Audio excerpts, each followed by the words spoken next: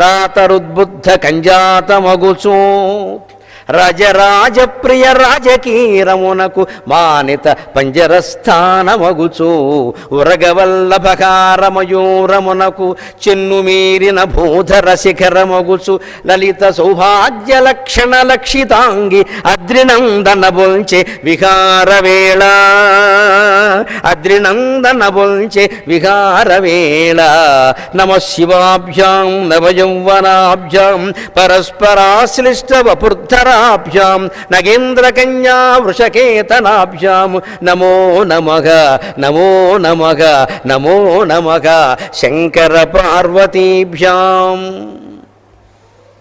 ఒక భార్య భర్తకి ఎలా అనుకూలంగా ఉండాలో చెబుతున్నాడమ్మా. అనుకూలంగా ఉండడం అనే దాన్ని బానిసత్వంగా దయచేసి భావించే దివ్యాలది వచ్చింది. అనుకూలంగా ఉండడం అంటే మన సంసారాన్ని మనమే హాయిగా